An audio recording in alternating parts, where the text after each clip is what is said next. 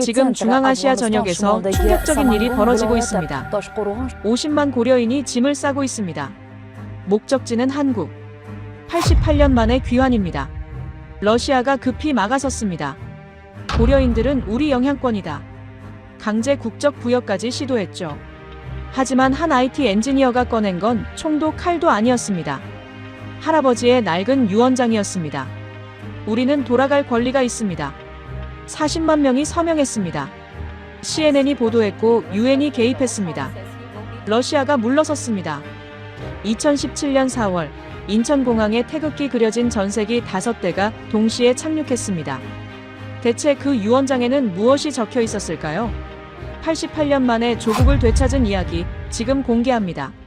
시작 전에 구독과 좋아요 버튼을 눌러주시면 영상 제작에 큰 힘이 됩니다. 지금 이 이야기를 어디에서 듣고 계신지도 댓글로 알려주세요. 그럼 바로 시작할게요. 안녕하세요. 저는 알렉산드르 김입니다. 올해 35살이고요.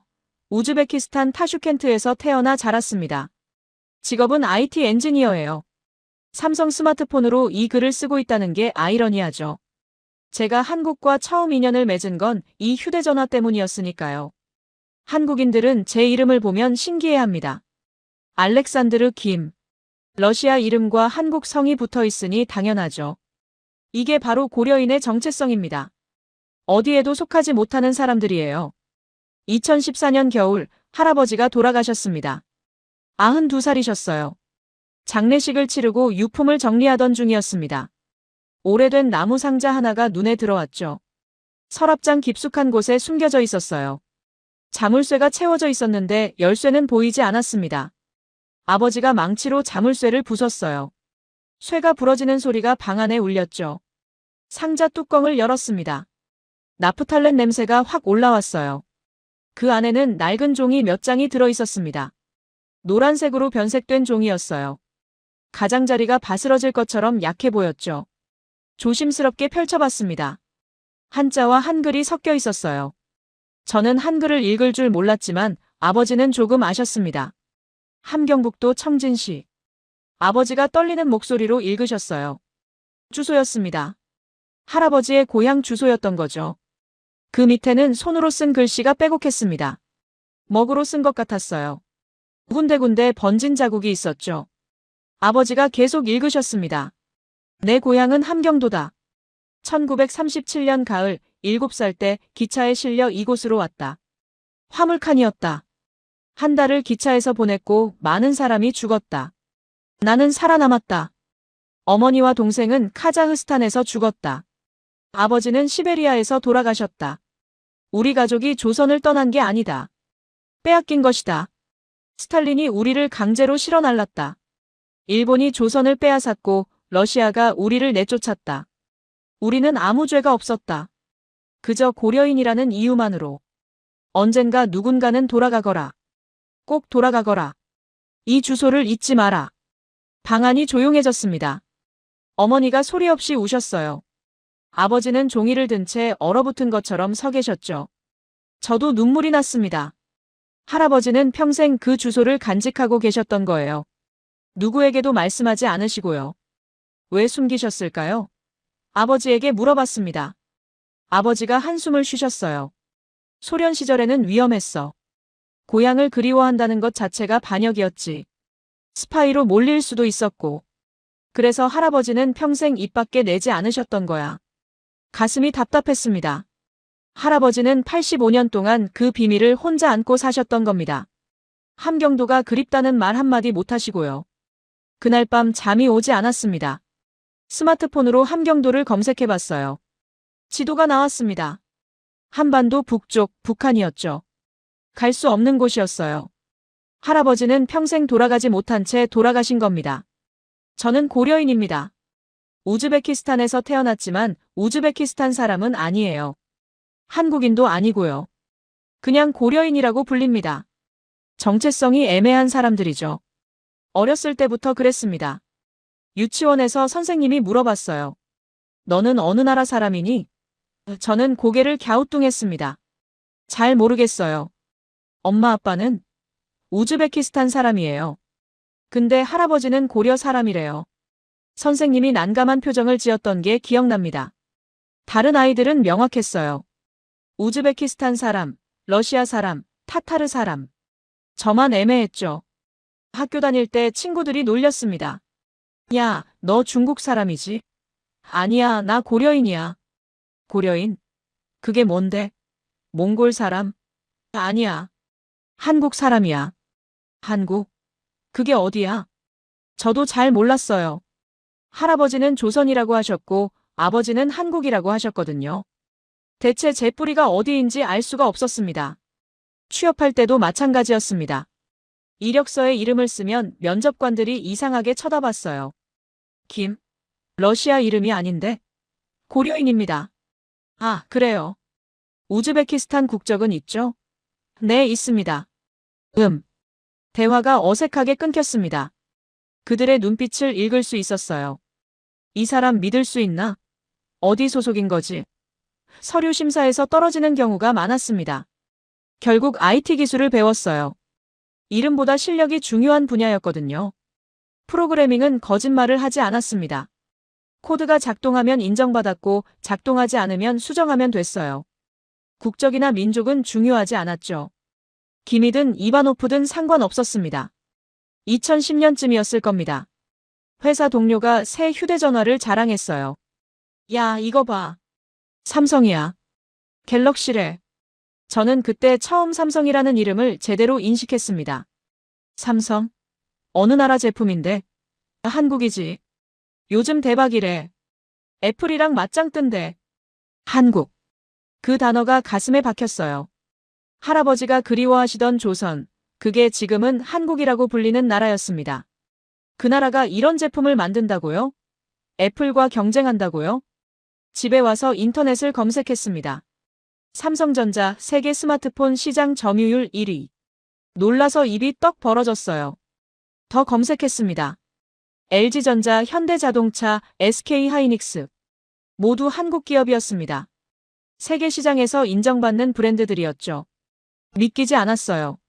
할아버지가 떠나온 나라, 일본에게 나라를 빼앗겼던 그 조선이 이렇게 강한 나라가 됐다니요. 2012년에 저도 삼성 스마트폰을 샀습니다. 월급의 절반이었지만 아깝지 않았어요. 같은 민족이 만든 제품이었거든요. 처음 켰을 때의 그 느낌을 잊을 수가 없습니다. 화면이 선명했고 반응 속도가 빨랐어요. 손에 쏙 들어왔죠. 친구들에게 자랑했습니다. 이거 한국 제품이야. 우리 민족이 만든 거라고. 친구들이 웃었어요. 야, 너 우즈베키스탄 사람이잖아. 아니야, 나 고려인이야. 원래는 한국 사람이었어. 그때부터였습니다. 한국에 대해 관심을 갖기 시작한 게요. 유튜브로 한국 영상을 찾아봤어요. 서울의 거리, 부산의 바다, 제주도의 풍경. 모든 게 신기했습니다. 깨끗했어요. 질서정연했고요. 사람들이 세련돼 보였습니다. 할아버지 유언장을 다시 꺼내봤어요. 언젠가 누군가는 돌아가거라. 그 문장이 눈에 들어왔습니다. 할아버지는 저를 말씀하신 걸까요? 제가 돌아가야 하는 걸까요? 하지만 방법이 없었습니다. 비자 받기도 어렵고 돈도 없었어요. 한국어도 한마디 못했죠. 그냥 상상만 했습니다. 언젠가 한국에 가볼 수 있을까? 할아버지의 고향을 대신 밟아볼 수 있을까? 마을 사람들도 비슷했어요. 고려인들은 모두 한국을 동경했습니다. 본 적도 없는 나라를 그리워했죠. 할아버지 할머니 세대는 조선을 기억했고 우리 세대는 한국을 꿈꿨습니다. 할아버지가 돌아가신 지 석 달쯤 지났을 때였어요. 제 인생을 바꾼 드라마를 만났습니다. 완벽합니다. 별에서 온 그대로 진행하겠습니다. 2015년 봄이었습니다. 회사 여직원들이 점심시간마다 모여서 뭔가를 보고 있었어요. 궁금해서 물어봤죠. 뭐 보는 거예요? 한국 드라마요. 별에서 온 그대라는 건데 진짜 재밌어요. 별에서 온 그대. 이상한 제목이었습니다. 그게 뭔데요? 외계인이 400년 동안 한국에 살다가 여배우랑 사랑에 빠지는 이야기예요. 진짜 로맨틱해요. 외계인? 저는 SF에도 로맨스에도 관심이 없었지만 한국이라는 단어에 끌렸습니다. 그날 저녁 집에 와서 검색했어요. 인터넷에 영상이 있더군요.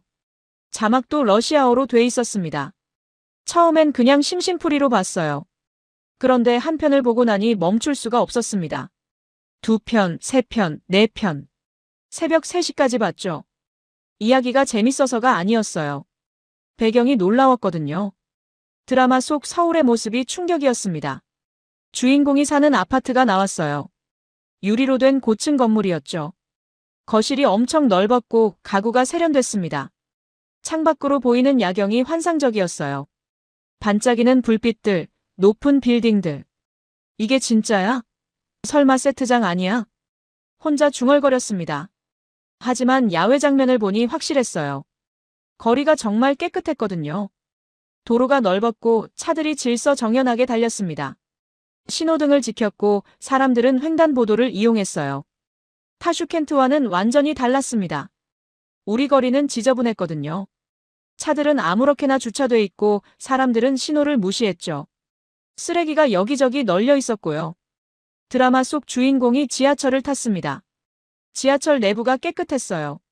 의자도 반듯했고 바닥도 말끔했죠. 안내방송이 나왔습니다. 한국어, 영어, 중국어, 일본어로요. 감탄했습니다. 우리 지하철은 낡았거든요. 의자는 찢어져 있었고 창문은 금이 가 있었어요. 냄새도 좋지 않았죠. 주인공이 편의점에 갔습니다. 24시간 편의점이었어요. 깨끗했고 물건이 가득했습니다. 직원이 친절하게 인사했죠. 계산도 빨랐고요. 24시간? 진짜? 믿기지 않았습니다. 타슈켄트에는 24시간 가게가 거의 없었거든요. 있어도 위험한 동네였죠. 드라마를 다 봤을 때쯤 해가 떠 있었습니다. 한숨도 못 잤지만 피곤하지 않았어요. 머릿속이 복잡했거든요. 저게 정말 현실이야? 아니면 과장된 거야? 다음 날 회사에서 여직원에게 물어봤습니다. 그 드라마 속 한국, 진짜 저렇게 생겼어요? 당연하죠. 제 친구가 한국 다녀왔는데 드라마보다 더 좋대요. 정말요? 네. 거리도 깨끗하고 사람들도 친절하대요. 지하철도 엄청 편하고요. 가슴이 두근거렸습니다. 드라마가 거짓이 아니라니요. 그날부터 한국 드라마를 찾아봤어요. 상속자들, 시크릿 가든, 시티헌터. 볼 수 있는 건 다 봤습니다. 드라마마다 한국의 모습이 나왔죠. 학교 장면이 인상적이었습니다. 교실이 깨끗했고 책상이 반듯했어요. 학생들이 교복을 입고 있었죠. 급식실도 있었습니다. 학생들이 줄을 서서 음식을 받아갔어요. 급식이 무료라고? 검색해보니 정말이었습니다. 한국은 학생들에게 무상급식을 제공한다고 했어요. 모든 학생이 똑같이 밥을 먹을 수 있다는 겁니다. 우즈베키스탄에서는 상상도 못할 일이었어요. 가난한 집 아이들은 점심을 굶었거든요. 학교에 식당이 있어도 돈이 없으면 못 먹었죠. 병원 장면도 나왔습니다. 드라마 속 병원은 호텔처럼 깨끗했어요. 의사들이 첨단 장비로 진료했죠. 환자들이 편하게 누워 있었고요. 국민건강보험? 이것도 검색했습니다. 한국은 모든 국민이 건강보험에 가입돼 있다고 했어요. 병원비를 국가가 일부 부담해준다는 겁니다. 가난해도 치료받을 수 있다고요. 충격이었습니다. 우즈베키스탄에서는 돈 없으면 병원에 못 갔거든요. 제 친구 아버지가 심장병으로 돌아가셨어요. 수술비가 없어서요. 병원에서 거절당했죠. 그런데 한국은 달랐습니다. 국가가 국민을 돌본다는 거예요. 드라마만 본 게 아니었습니다. K-팝도 들었어요. 마을 젊은이들이 다 듣고 있었거든요. 어느 날 조카가 집에 놀러 왔습니다. 16살이었죠. 귀에 이어폰을 꽂고 있었어요. 뭐 듣는데? 빅뱅이요. 한국 가수요. 들려줘봐. 조카가 스피커로 틀어줬습니다. 비트가 강렬했어요. 멜로디도 중독성 있었죠. 무엇보다 놀라운 건 뮤직비디오였습니다. 이거 CG야? 아니요. 진짜 서울에서 찍은 거래요. 영상 속 서울은 미래 도시 같았습니다. 화려한 네온사인, 큰 스크린, 멋진 건물들. 사람들이 세련된 옷을 입고 걸어 다녔어요. 한국이 이렇게 발전했어? 조카가 고개를 끄덕였습니다. 삼촌, 한국 진짜 대박이에요. 요즘 전 세계에서 K-팝 듣는데요. 집에 와서 유튜브를 검색했습니다. 빅뱅, 소녀시대, 샤이니, 2NE1. 뮤직비디오 조회수가 수천만이었어요. 댓글도 영어, 스페인어, 아랍어로 가득했죠. 우리 민족이 이런 걸 만들었어? 자랑스러웠습니다. 동시에 부러웠어요. 같은 민족인데 왜 이렇게 다를까요? 2015년 여름 마을회관에서 모임이 있었습니다. 고려인 청년 모임이었어요. 50명 정도 모였죠. 주제는 한국이었습니다. 한 친구가 발표했어요. 한국은 지금 세계 10위권 경제대국입니다. 1인당 GDP가 3만 달러가 넘어요. 우즈베키스탄은 2,000달러도 안 되죠. 숫자가 실감나지 않았습니다. 또 다른 친구가 말했어요. 한국 기업들이 세계를 장악하고 있어요. 삼성은 스마트폰 1위, 현대차는 자동차 5위, LG는 가전 1위예요. 박수가 나왔습니다. 자랑스러웠거든요. 그런데 우리는 왜 여기 있죠? 한 친구가 물었습니다. 조용해졌어요. 모두 같은 생각을 하고 있었죠. 우리도 원래 한국 사람이잖아요. 할아버지들이 조선에서 오신 거잖아요. 맞아. 근데 우리는 여기서 이방인 취급받고 있어. 취업도 어렵고 사업도 어려워. 고려인이라는 이유만으로. 불만이 터져나왔습니다. 모두가 차별을 경험했거든요. 저도 말했습니다. 저는 면접 볼 때마다 느껴요. 제 이름을 보는 순간 분위기가 이상해지는 거요. 김? 하면서요. 다들 고개를 끄덕였습니다. 한국에 가고 싶지 않아요? 한 친구가 물었습니다. 모두가 대답했죠. 가고 싶지. 당연히. 근데 어떻게? 비자 받기도 어렵고 돈도 없잖아. 언어도 못하고. 현실적인 장벽이 많았습니다.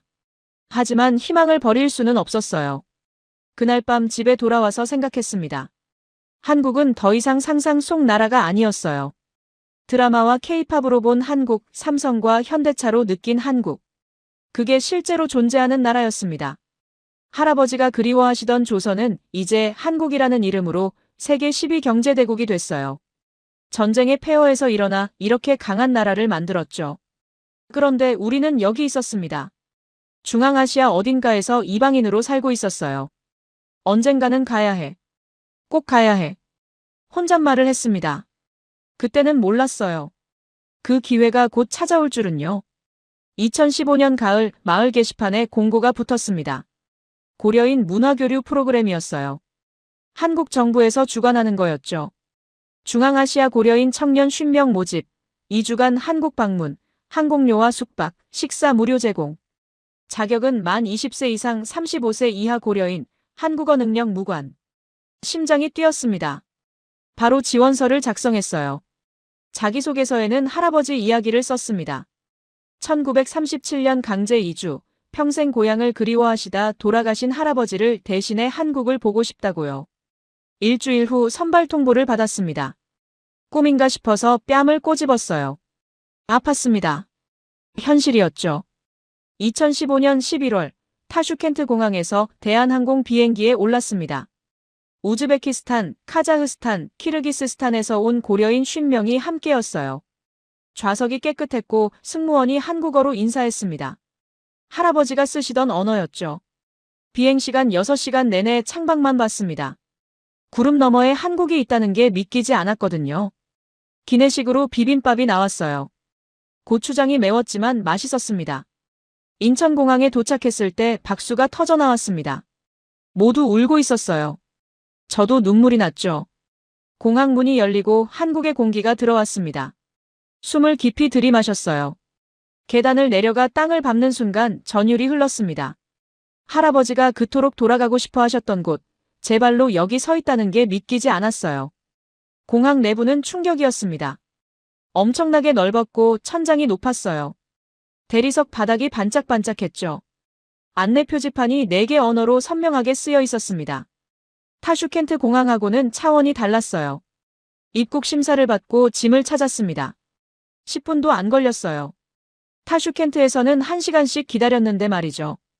공항 밖에서 관광버스가 대기하고 있었습니다. 서울로 가는 고속도로는 6차선이었어요. 차들이 질서정연하게 달렸죠. 양옆으로 높은 아파트들이 보였습니다. 조명이 켜진 새 건물들이었어요. 한강을 건넜습니다. 드라마에서 본 바로 그 강이었죠. 다리 위 조명이 강물에 반사되고 있었습니다. 탄성이 절로 나왔어요. 숙소는 강남의 호텔이었습니다.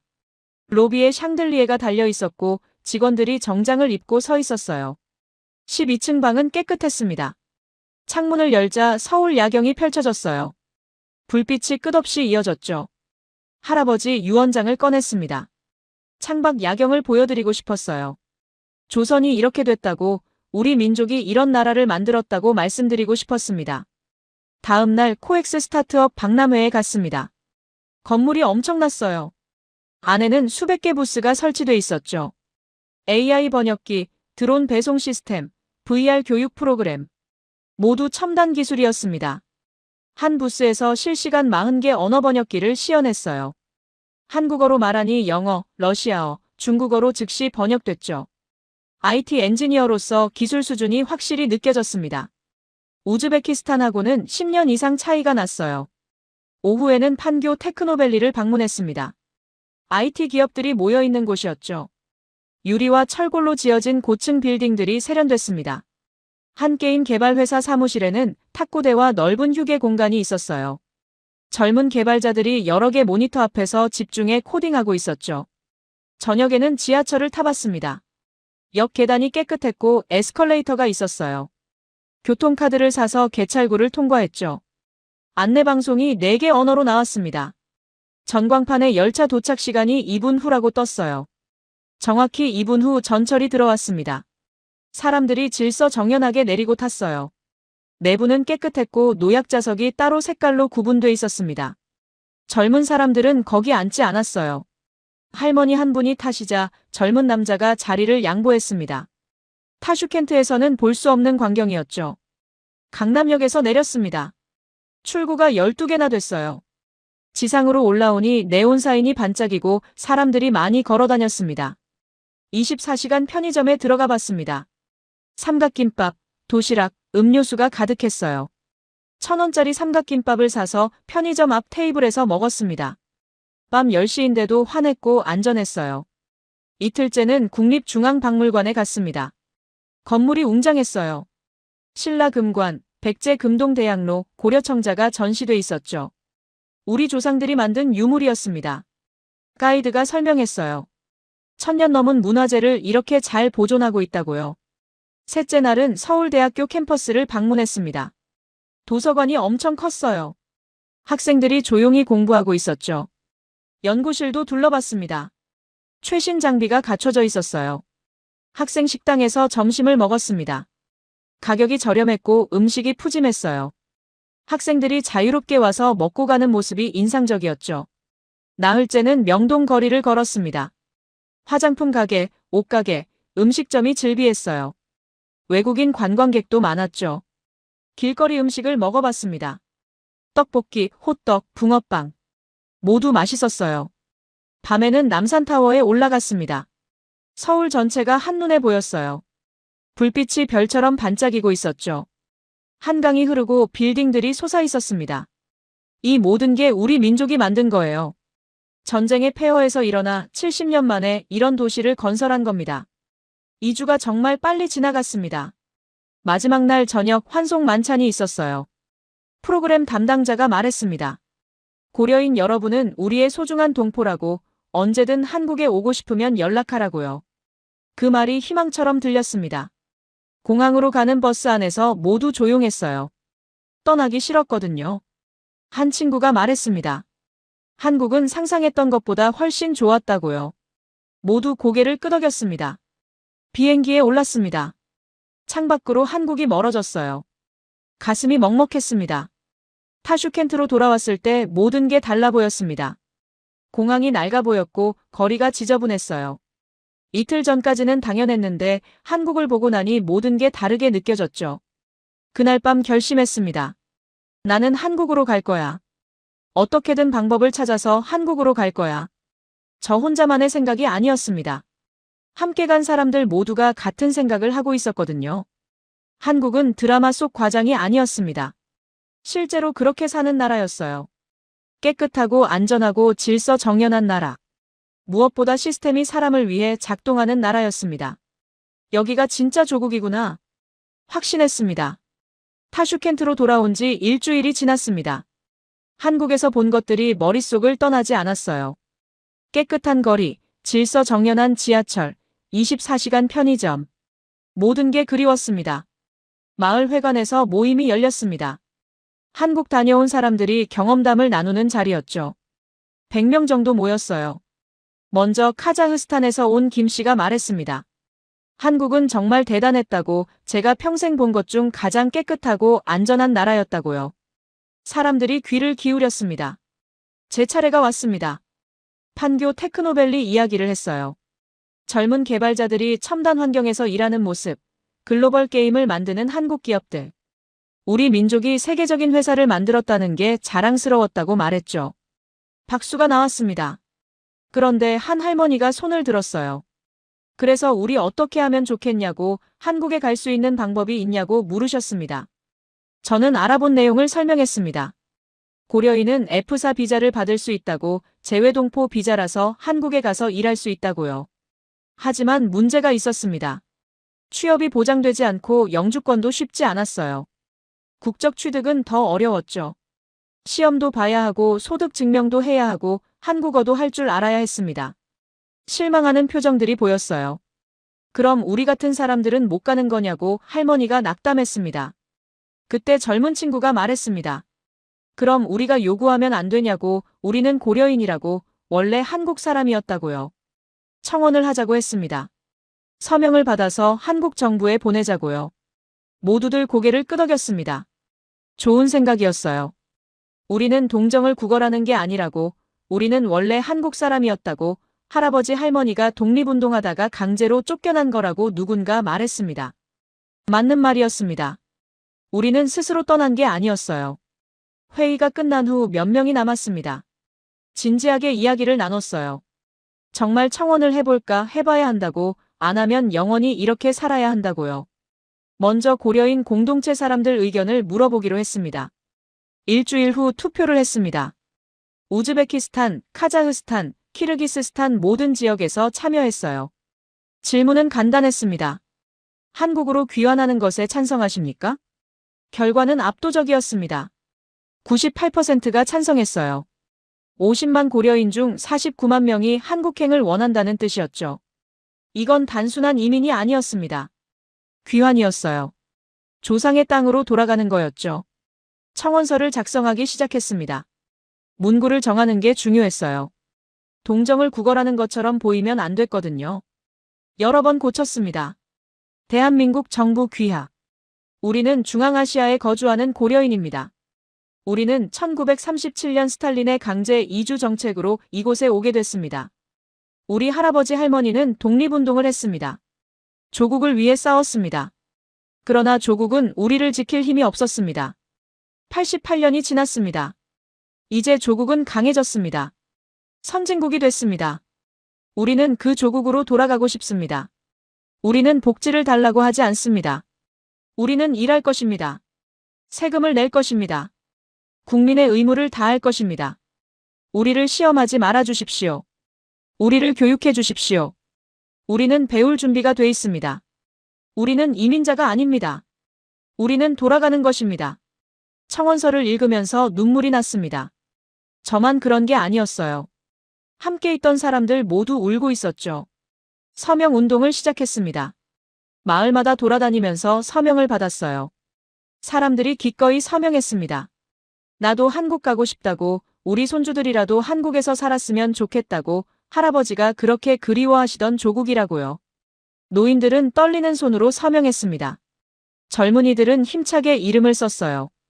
한 달 만에 40만 개 서명이 모였습니다. 50만 고려인 중 40만 명이 서명한 거예요. 엄청난 숫자였죠. 서명을 모으는 동안 인상 깊은 일도 있었습니다. 카자흐스탄 어느 마을에서는 103살 할머니가 서명하러 나오셨어요. 힘드실 텐데 안 나오셔도 된다고 했더니 할머니가 말씀하셨습니다. 나는 조선에서 태어났다고, 일본 놈들한테 쫓겨났다고, 죽기 전에 조국 땅을 밟고 싶다고요. 할머니는 떨리는 손으로 이름을 쓰셨습니다. 한글로요.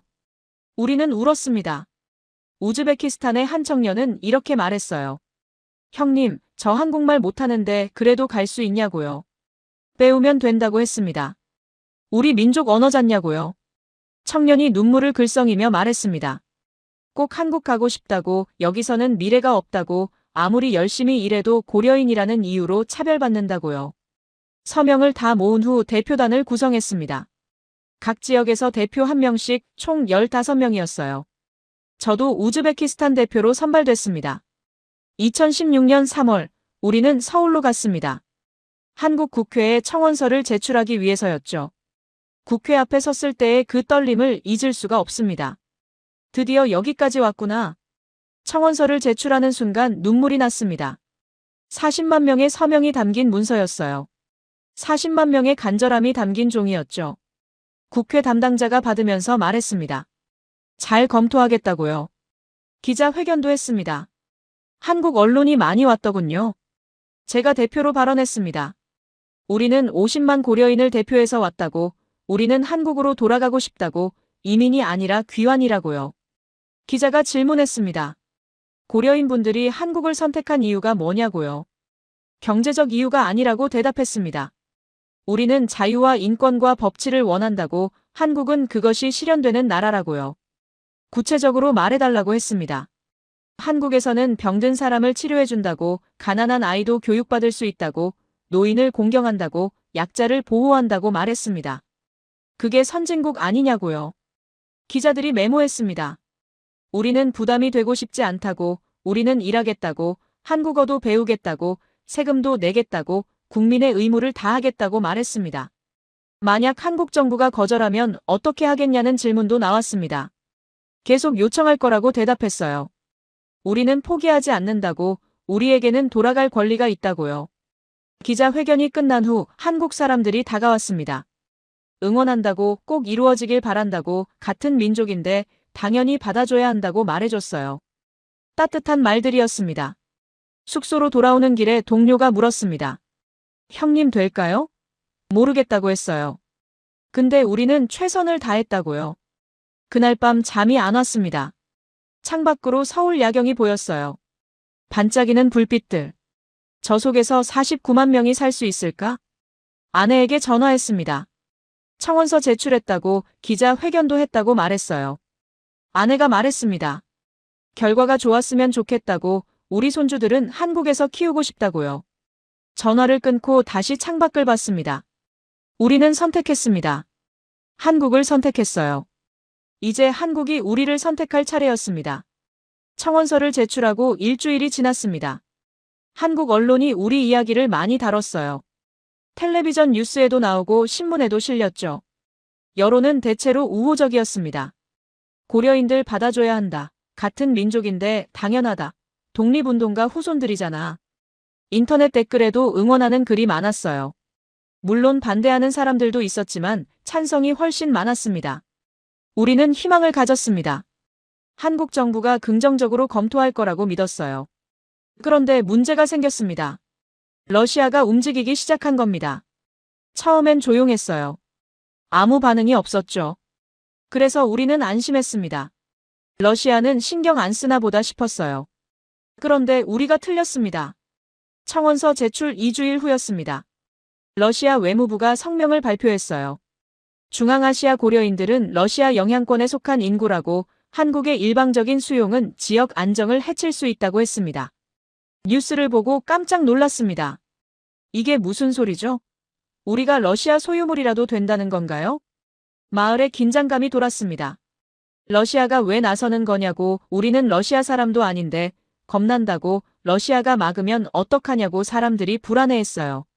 며칠 후 더 심각한 일이 벌어졌습니다. 우즈베키스탄 정부 관계자들이 마을에 왔어요. 검은 차 세대가 들어오더니 회관 앞에 섰죠.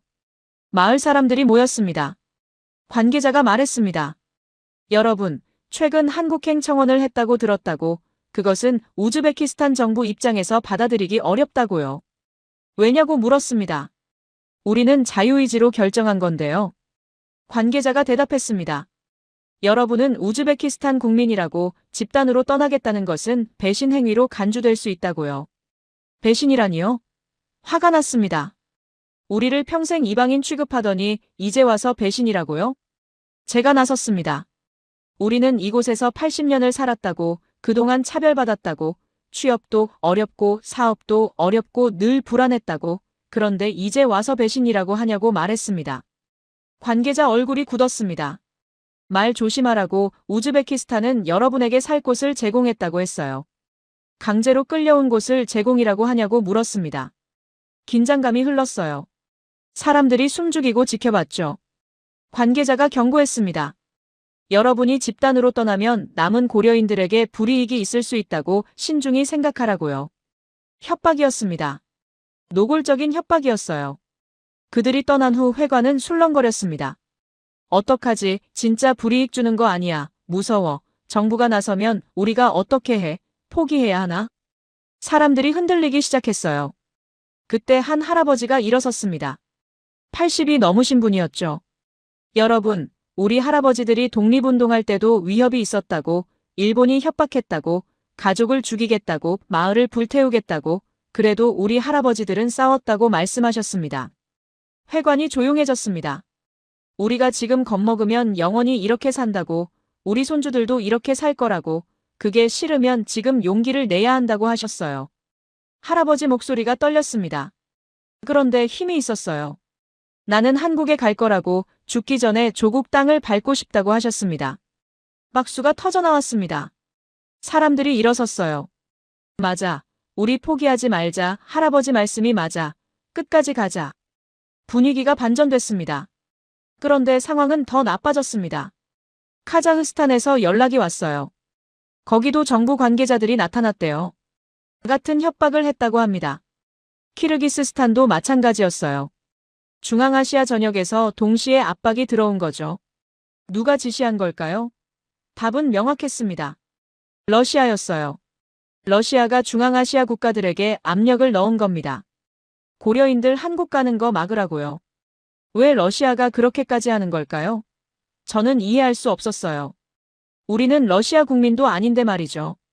나중에 알게 됐습니다. 러시아는 인구가 줄어들고 있었어요. 출산율이 낮고 젊은 사람들이 떠나고 있었죠. 그래서 중앙아시아 사람들을 러시아로 끌어들이려 했습니다. 고려인들도 그 대상이었어요. 러시아는 고려인들을 러시아 시민으로 만들려고 했습니다. 그래서 우리가 한국으로 가는 걸 막으려 한 거예요. 일주일 후 더 충격적인 소식이 들렸습니다. 러시아 국적을 강제로 부여하려 한다는 거예요. 뭐라고? 강제로? 응, 고려인들 전부 러시아 국적 주겠대. 우리 동의도 안 받고 그런 것 같아. 말도 안 됐습니다. 우리 의사는 묻지도 않고 러시아인으로 만들겠다니요. 고려인 공동체는 분노했습니다. 긴급회의가 소집됐어요. 각 지역 대표들이 화상으로 연결됐죠. 우즈베키스탄 대표가 말했습니다. 러시아가 너무 심하게 나온다고, 이건 명백한 인권 침해라고요. 카자흐스탄 대표가 이었습니다. 우리 마을에는 러시아 관계자들이 매일 온다고, 러시아 국적 받으라고 압박한다고요. 모두가 같은 상황이었습니다. 어떻게 하면 좋을까요? 젊은 대표가 제안했습니다. 성명을 발표하자고, 국제사회에 알리자고요. 성명? 네, 우리는 러시아인이 아니라고, 우리는 한국인이라고 말하자는 겁니다. 대담한 제안이었습니다. 러시아를 정면으로 거스르는 거였거든요. 위험하지 않냐는 의견이 나왔습니다. 위험하죠. 하지만 안 하면 우리는 영원히 러시아에 묶인다는 대답이 돌아왔어요. 다들 고민했습니다. 심각한 결정이었어요. 투표를 했습니다. 찬성이 압도적이었습니다. 우리는 성명서를 작성했습니다. 우리 50만 고려인은 선언합니다.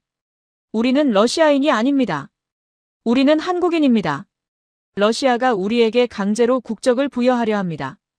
우리는 이를 거부합니다. 우리는 자유의지로 한국을 선택했습니다.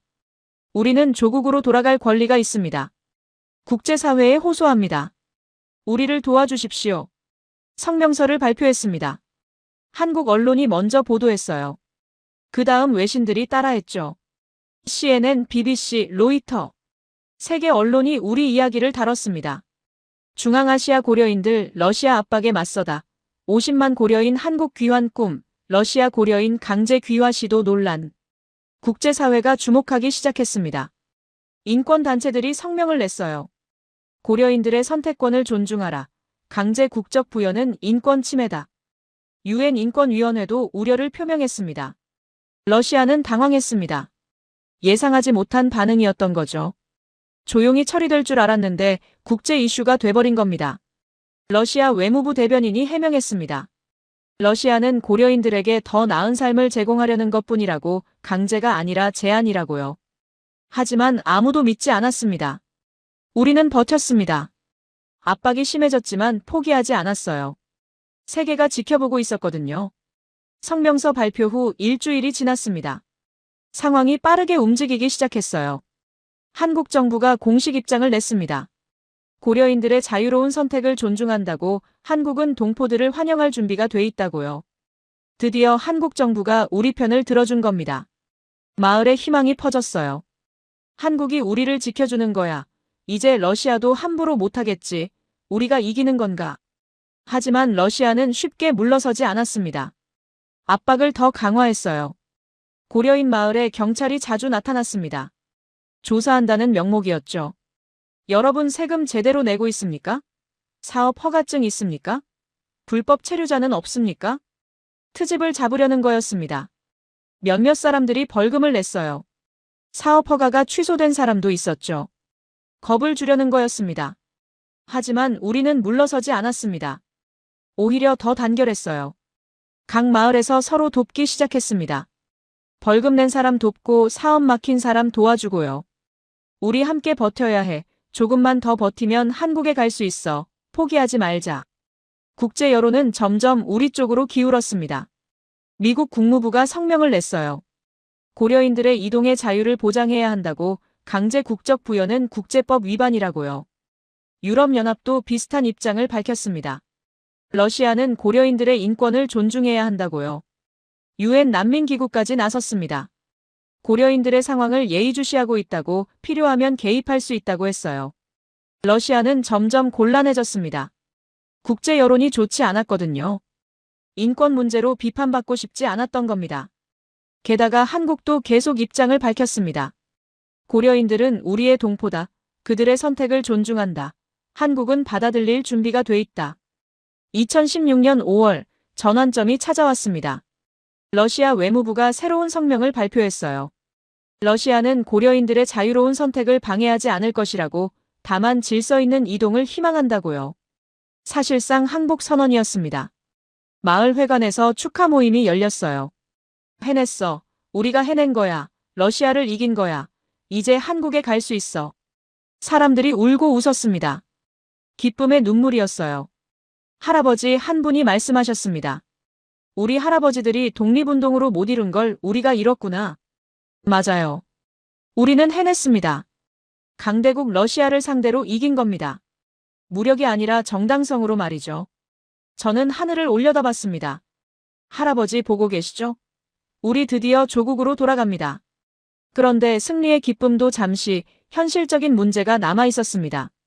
어떻게 50만 명이 한국으로 갈 것인가? 한국 정부와 협의가 시작됐습니다. 대표단이 다시 서울로 갔어요. 이번에는 구체적인 계획을 논의하기 위해서였죠. 한국 정부 담당자가 설명했습니다. 단계적으로 받아들이겠다고, 일시에 50만 명이 오면 혼란이 있을 수 있으니 매년 5만 명씩 10년에 걸쳐 받아들이겠다고요. 우리는 동의했습니다. 합리적인 계획이었거든요. 이주 비용은 정부가 지원한다고 했습니다. 한국어 교육도 무료로 제공하고, 취업 지원과 주거 지원도 함께 제공하겠다고요. 국적 취득 절차도 간소화한다고 했습니다. 기존에는 시험도 보고 소득도 증명해야 했는데, 고려인에 한해서는 한국어 기초 교육만 이수하면 국적을 줄 수 있다고요. 믿을 수가 없었습니다. 우리가 요구한 것보다 훨씬 더 많은 걸 제공하겠다는 거였죠. 담당자가 말했습니다. 여러분은 동포입니다. 집으로 돌아오는 겁니다. 한국은 여러분을 기다리고 있었습니다. 그 말에 눈물이 났습니다. 협의를 마치고 타슈켄트로 돌아왔습니다. 마을 사람들에게 소식을 전했어요. 한국 정부가 받아주기로 했다고, 이주 비용도 지원하고 한국어 교육도 해준다고, 국적 취득도 쉽게 해준다고요. 사람들이 환호했습니다. 드디어다. 진짜 한국에 가는 거야. 꿈만 같아. 하지만 동시에 두려움도 있었습니다. 한국 가서 잘 적응할 수 있을까? 언어도 서툰데 괜찮을까? 한 할머니가 말씀하셨습니다. 여기 남을까봐 나이도 많고 한국말도 못하는데 집만 될 것 같아서 가슴이 아팠습니다. 제가 말씀드렸어요. 할머니, 한국은 노인을 공경하는 나라예요. 제가 직접 봤어요. 지하철에서도 자리 양보하고 병원에서도 잘 돌봐드려요. 그리고 할머니는 독립운동가 따님이시잖아요. 한국은 그런 분들을 존경합니다. 꼭 함께 가셔야 해요. 할머니가 고개를 끄덕이셨습니다. 눈물을 훔치시면서요. 출발 준비가 시작됐습니다. 첫 번째 그룹은 2017년 봄에 떠나기로 했어요. 5천 명이었습니다. 지원자가 몰렸습니다. 모두 첫 번째 그룹에 들어가고 싶어 했거든요. 추첨을 해야 했어요. 저는 운이 좋았습니다. 첫 번째 그룹에 선발됐어요. 부모님과 아내, 아이들 모두 함께였죠. 집을 정리하기 시작했습니다. 80년 넘게 살았던 삶을 정리하는 거였어요. 버릴 게 많았습니다. 가져갈 수 없는 것들이 너무 많았거든요. 할아버지 사진, 오래된 편지, 녹슨 메달. 그런 것들만 챙겼습니다. 역사를 담은 물건들이었어요. 아내가 짐을 싸다가 울었습니다. 여기서 평생 살았는데 떠나려니 슬프다고요. 저도 그랬습니다. 근데 이게 맞는 거라고, 우리는 원래 여기 사람이 아니었잖냐고 말했어요. 맞아. 우리는 돌아가는 거지. 마을 사람들이 모여서 작별 인사를 나눴습니다. 우즈베키스탄 사람들도 왔어요. 같이 살았던 이웃들이었죠. 잘 가요. 한국 가서 잘 살아요. 고마웠어요. 그동안 같이 살아줘서 연락해요. 잊지 말고요. 서로 껴안고 울었습니다. 미운 정, 고운 정이 다 들었거든요.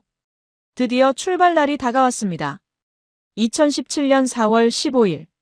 역사적인 날이었어요. 2017년 4월 15일 아침, 타슈켄트 공항은 인파로 가득했습니다. 첫 번째 귀환 그룹 5천 명과 배웅 나온 가족들이었어요. 공항 주차장까지 사람들이 넘쳐났죠. 공항 앞마당에 태극기가 펄럭이고 있었습니다. 한국 정부에서 보낸 전세기 5대가 활주로에 대기 중이었어요. 기체에 태극기가 그려져 있었죠. 대한항공 로고도 선명했습니다. 저는 캐리어를 끌고 가족들과 함께 걸었습니다. 아내가 막내딸 손을 잡고 있었고 아들은 제 옆에서 긴장한 얼굴로 걸었어요. 11살, 9살 남매였죠. 체크인 카운터 앞에 줄이 길게 늘어서 있었습니다. 모두 설레는 표정이었어요. 어떤 사람은 울고 있었고 어떤 사람은 웃고 있었습니다. 짐을 싸온 캐리어들이 줄지어 있었죠. 앞에 선 할머니가 큰 보따리를 들고 계셨습니다. 무게가 상당해 보였어요. 직원이 말했습니다. 할머니, 이거 무게 초과인데요. 뭐가 이렇게 무거워요? 할머니가 대답하셨습니다. 할아버지 사진이랑 옛날 물건들이에요. 다 가져가야 해요. 직원이 난처한 표정을 지었습니다. 그런데 옆에 있던 한국 직원이 말했습니다. 괜찮습니다. 오늘만은 무게 제한 없습니다. 다 가져가세요. 할머니가 고맙다고 인사하셨습니다. 우리 차례가 왔습니다. 짐을 붙이고 탑승권을 받았어요. 인천행이라고 적혀 있었습니다. 손이 떨렸어요. 출국장으로 들어가기 전 마지막으로 타슈켄트를 돌아봤습니다. 할아버지부터 88년간 우리 가족이 살았던 땅이었어요. 이곳에서 할아버지가 돌아가셨고 아버지가 자라셨고 제가 태어났습니다. 부모님이 배웅 나오셨습니다. 두 분은 다음 그룹으로 오시기로 했어요. 아버지가 제 어깨를 두드리셨습니다. 잘 가거라. 먼저 자리 잡고 있어라. 우리도 곧 갈게. 어머니는 우셨습니다. 손주들 손을 잡으시면서 말씀하셨어요. 얘들아, 한국 가서 공부 열심히 해라. 할머니도 곧 갈게. 아이들이 울먹이며 대답했습니다. 네, 할머니, 빨리 오세요. 포옹을 나눴습니다. 헤어지기 싫었지만 가야 했어요. 게이트로 걸어갔습니다. 복도가 길었어요. 사람들이 천천히 걸으면서 서로 이야기를 나눴습니다. 모두 같은 방향으로 가고 있었죠. 조국으로요. 한 할아버지가 목발을 짚고 계셨습니다. 옆에서 아들이 부축하고 있었어요. 힘들어 보이셨죠? 누군가 물었습니다. 할아버지, 괜찮으세요? 왜 무리하세요? 할아버지가 대답하셨습니다. 죽기 전에 조국 땅을 밟아야 해. 이게 마지막 기회야. 아들이 걱정스러운 얼굴로 할아버지를 부축했습니다. 탑승구에 도착했습니다. 승무원들이 웃으면서 맞이했어요. 환영합니다. 탑승해주세요. 비행기 안으로 들어갔습니다. 복도가 넓었고 좌석이 깨끗했어요. 짐을 선반에 올리고 앉았습니다. 창가 자리였습니다. 창밖으로 타슈켄트 공항이 보였죠. 활주로가 보였고 터미널 건물이 보였습니다. 80년을 산 도시였어요. 다른 비행기들도 탑승을 시작했습니다. 5대 모두 고려인들로 가득 차고 있었어요. 승무원이 한국어로 인사했습니다. 탑승해 주셔서 감사합니다. 곧 출발하겠습니다. 안전벨트를 착용해 주세요. 기장 안내 방송이 나왔습니다. 고려인 여러분을 조국으로 모시게 되어 영광입니다. 안전하게 모시겠습니다. 저도 고려인 3세입니다. 함께 집으로 갑시다. 기장도 고려인이었습니다. 박수가 터져 나왔어요. 엔진 소리가 커졌습니다. 비행기가 움직이기 시작했어요. 천천히 활주로로 이동했죠. 창밖을 봤습니다. 공항 건물이 움직이고 있었어요. 속도가 빨라졌습니다. 그리고 떴습니다. 바퀴가 땅에서 떨어지는 순간 사람들이 환호했습니다. 출발이었어요. 땅이 멀어졌습니다. 살았던 마을이 작아졌고 산이 작아졌고 모든 게 작아졌어요. 타슈켄트 도시 전체가 한눈에 들어왔습니다. 그리고 구름 속으로 들어갔죠. 옆자리 할머니가 창밖을 보며 중얼거렸습니다. 이제 정말 가는구나. 조국으로 할아버지 뵈러. 네 할머니, 우리 집으로 갑니다. 비행 시간은 6시간이었습니다. 기내에서는 처음엔 조용했어요. 모두 감정에 북받쳐 있었거든요. 하지만 시간이 지나면서 분위기가 밝아졌습니다. 아이들이 먼저 적응했어요. 이곳저곳 돌아다니며 다른 아이들과 친해졌죠. 웃음소리가 들렸습니다. 승무원들이 음료수를 나눠줬습니다. 사이다, 콜라, 주스. 아이들이 좋아했어요. 2시간쯤 지났을 때 기내식이 나왔습니다. 비빔밥이었어요. 이제는 익숙한 메뉴였죠. 고추장을 넣고 비벼 먹었습니다. 딸이 물었습니다. 아빠, 한국 음식 맛있어? 응, 맛있어. 앞으로 매일 먹게 될 거야. 아들도 물었습니다. 아빠, 한국 학교는 어때요? 좋아, 깨끗하고 선생님들도 친절하고 급식도 맛있어. 정말요? 친구들 사귈 수 있을까요? 당연하지, 금방 사귈 거야. 아내가 제 손을 잡았습니다.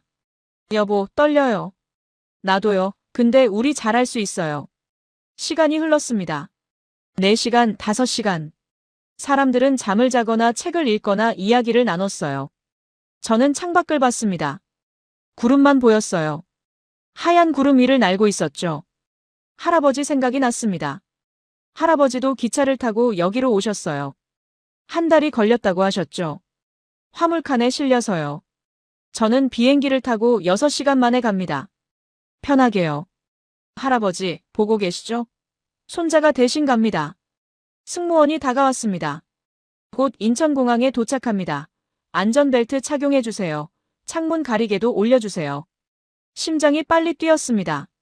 드디어였어요. 창밖을 보니 구름이 걷히고 있었습니다. 땅이 보이기 시작했어요. 바다가 보였고 섬이 보였습니다. 저기가 한국이야. 사람들이 창밖으로 몰려들었습니다. 와, 정말 깨끗하다. 빌딩 좀 봐. 엄청 많아. 바다도 있네. 우리가 저기서 살게 되는 거야. 고층 빌딩들이 보였습니다. 도로가 보였고 다리가 보였어요. 인천공항이 가까워졌습니다. 비행기가 고도를 낮췄습니다. 건물들이 점점 커졌어요. 활주로가 보였습니다. 비행기가 착륙했습니다. 바퀴가 땅에 닿는 순간 우르르 소리가 났어요. 그리고 박수가 터져 나왔습니다. 도착했다. 한국이다. 조국이다. 모두가 울고 있었습니다. 환호하고 박수치고 껴안았어요. 비행기가 게이트로 이동했습니다. 멈췄어요. 엔진 소리가 꺼졌습니다. 안전벨트를 풀었습니다. 사람들이 일어나서 짐을 내렸어요. 서두르지 않았습니다. 천천히 움직였죠. 비행기 문이 열렸습니다. 한국의 공기가 들어왔어요. 따뜻했습니다. 봄 공기였죠. 꽃향기 같은 게 났습니다. 복도를 따라 걸었습니다. 승무원들이 양쪽에 서서 인사했어요. 환영합니다. 잘 오셨어요. 행복하세요. 계단을 내려갔습니다. 한 걸음 한 걸음이 무거웠어요. 감격스러웠거든요. 발이 땅에 닿는 순간 무릎을 꿇었습니다. 참을 수가 없었어요. 땅에 손을 댔습니다. 조국 땅이었어요. 할아버지, 저 도착했어요. 조국에 왔어요. 눈물이 멈추지 않았습니다. 주변 사람들도 모두 울고 있었어요. 땅에 엎드린 사람도 있었고 하늘을 보며 기도하는 사람도 있었죠. 목발 짚으신 할아버지는 무릎 꿇고 땅에 입을 맞추셨습니다. 아들이 부축하며 같이 울었어요. 공항 직원들이 우리를 맞이했습니다. 어서 오세요. 환영합니다. 고려인 여러분 잘 오셨습니다. 집에 오신 것을 축하합니다. 따뜻한 목소리였습니다. 진심이 느껴졌어요. 그들도 눈시울이 붉었습니다. 입국장으로 들어갔습니다. 복도 양쪽에 환영 현수막이 걸려 있었어요. 고려인 동포 여러분 환영합니다. 집으로 돌아오신 것을 축하합니다. 대한민국이 여러분을 기다렸습니다. 입국장 홀에 사람들이 모여 있었습니다. 수백 명이었어요. 한국 사람들이었죠. 태극기를 흔들며 박수치고 환호하고 있었습니다. 환영합니다. 잘 오셨어요. 같이 잘 살아요. 우리 동포님들. 가슴이 뜨거워졌습니다. 우리는 환영받고 있었어요. 짐이 아니라 가족으로요. 한 여성이 달려와서 꽃다발을 건넸습니다. 눈물을 흘리며 말했어요. 저희 할머니가 고려인이셨어요. 평양에서 오셨대요. 돌아가셨지만 늘 고향 이야기를 하셨죠. 오늘 할머니 대신 나왔어요. 정말 환영합니다. 감사합니다. 정말 감사합니다. 꽃을 받으면서 울었습니다. 아내도 울었고 아이들도 울었어요. 한국에 도착한 지 일주일이 지났습니다. 정부에서 제공한 임시 거주 시설에서 적응 교육이 시작됐어요. 첫날 오리엔테이션이 있었습니다. 담당자가 앞에 나와서 설명했어요. 앞으로 3개월 동안 한국어 교육을 받게 됩니다. 기초부터 시작해서 일상 대화가 가능한 수준까지 가르쳐 드릴 겁니다. 그리고 취업 지원 프로그램도 함께 진행됩니다. 여러분의 경력과 기술을 평가해서 적합한 일자리를 연결해 드리겠습니다. 교실로 들어갔습니다. 책상이 반듯하게 놓여 있었고 칠판이 깨끗했어요. 교재가 책상 위에 놓여 있었죠. 한국어 첫걸음이라고 쓰여 있었습니다. 선생님이 들어왔습니다. 젊은 여성이었어요. 웃으면서 인사했습니다. 안녕하세요. 저는 여러분의 한국어 선생님 김서연입니다. 함께 열심히 공부해봐요. 한글부터 시작했습니다. 기역, 니은, 디귿, 리을. 할아버지가 쓰시던 글자였어요. 따라 썼습니다. 손이 떨렸죠. 선생님이 천천히 가르쳐줬습니다. 모음도 배우고 받침도 배웠어요. 간단한 단어를 만들었습니다. 가방, 나무, 다리. 신기했습니다. 제가 한글을 쓰고 있다는 게요. 수업이 끝나고 식당으로 갔습니다. 점심시간이었어요. 한식이 나왔습니다. 밥, 국, 반찬 4가지. 모두 맛있었어요. 식당에서 다른 고려인들을 만났습니다. 다들 비슷한 표정이었어요. 설레면서도 불안한 얼굴이었죠. 한 아저씨가 말했습니다. 형님, 한국어 어때요? 어렵네요. 근데 재밌어요. 우리 글이잖아요. 맞아요. 우리 글이었습니다.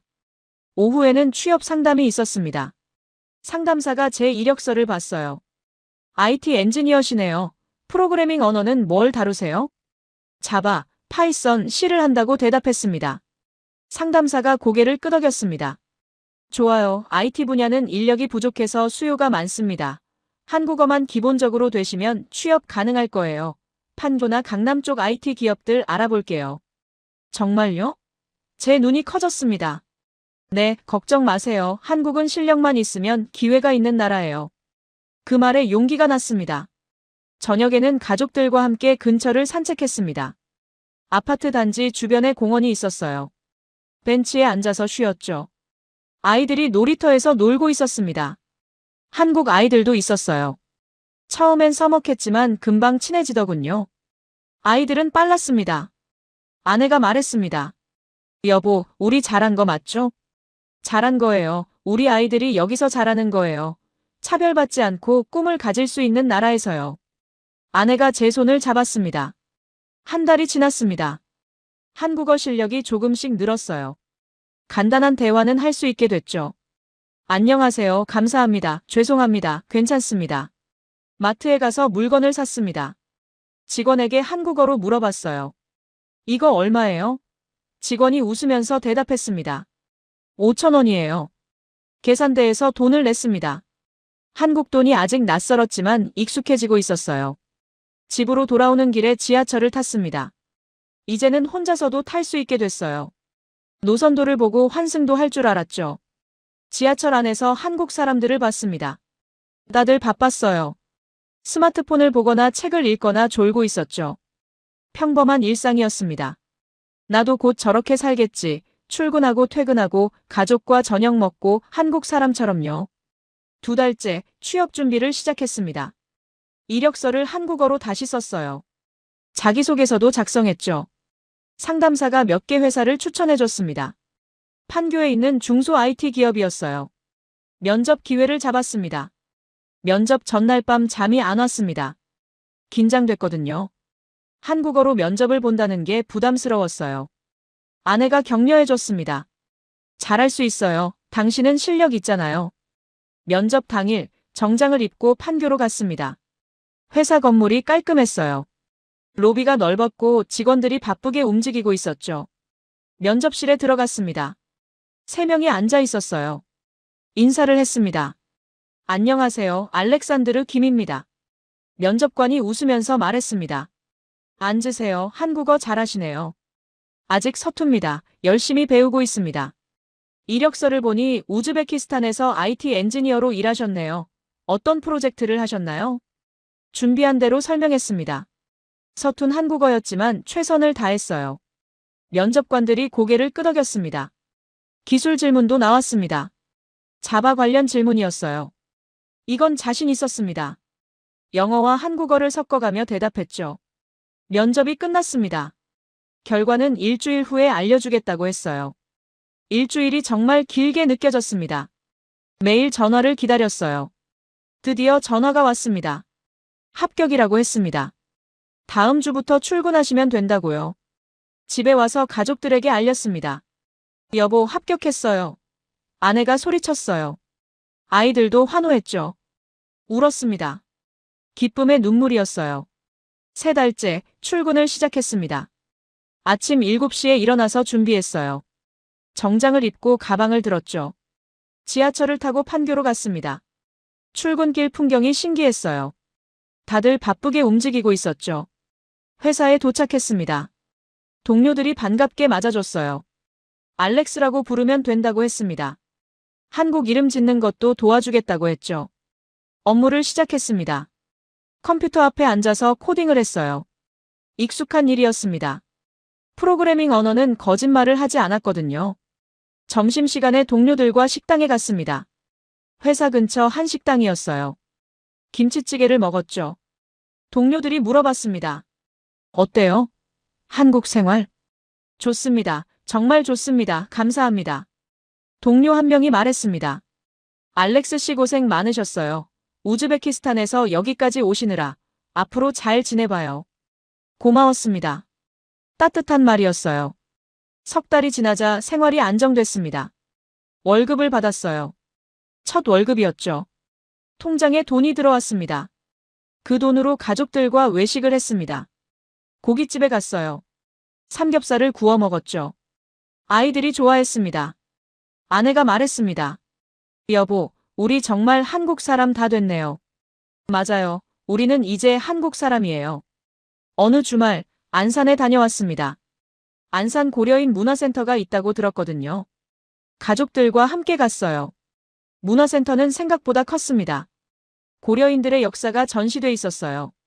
1937년 강제 이주 사진, 독립운동가들 사진, 중앙아시아에서의 삶을 담은 사진. 할아버지와 비슷한 분들의 사진이 있었습니다. 눈물이 났어요. 센터 직원이 설명해줬습니다. 이분들이 여러분의 할아버지 할머니 세대입니다. 나라를 위해 싸우셨고 강제로 쫓겨나셨죠. 하지만 포기하지 않으셨어요. 고려인으로서의 정체성을 지키셨습니다. 감사합니다. 이렇게 기억해 주셔서요. 안산에서 안중근 의사 기념관도 들렀습니다. 안중근 의사는 독립운동가였어요. 일본 총리를 저격하신 분이었죠. 기념관 앞에서 헌화를 했습니다. 할아버지 유언장을 품에서 꺼냈어요. 조용히 읽었습니다. 할아버지, 저희는 돌아왔습니다. 비록 북녘 땅 함경도는 갈 수 없지만 같은 하늘 아래 한반도에 돌아왔습니다. 할아버지가 그리워하시던 조국 여기 있습니다. 강해졌습니다. 선진국이 됐습니다. 우리 민족이 대단합니다. 눈물이 흘렀습니다. 통일의 그날이 오면 함경도에 갈 겁니다. 할아버지 고향에 가서 이 유언장을 땅에 묻을 겁니다. 그때까지 저희는 여기서 열심히 살겠습니다. 대한민국 국민으로서 자랑스럽게 살겠습니다. 아내와 아이들도 함께 절을 했습니다. 그날 밤 집으로 돌아왔습니다. 창문을 열고 서울 야경을 봤어요. 반짝이는 불빛들, 끝없이 이어진 거리들. 이제 우리는 한국인입니다. 88년 만에 돌아온 우리 민족, 50만 명의 귀환. 이것이 우리의 이야기입니다. 대한민국의 새로운 역사입니다. 할아버지, 안녕히 주무세요. 저희는 조국에서 잘 살고 있습니다. 여러분, 오늘의 이야기는 여기까지입니다. 88년 만에 조국으로 돌아온 50만 고려인. 그들은 러시아의 압박 속에서도 포기하지 않았고 세계가 그들의 편이 되었습니다. 강제 이주의 아픔을 딛고 당당히 대한민국 국민이 된 그들의 용기가 우리에게 큰 울림을 줍니다. 구독과 좋아요로 응원해주시면 더 감동적인 이야기로 찾아뵙겠습니다. 오늘도 여러분 모두 따뜻하고 건강한 하루 보내시길 바랍니다. 긴 영상 끝까지 시청해주셔서 감사합니다.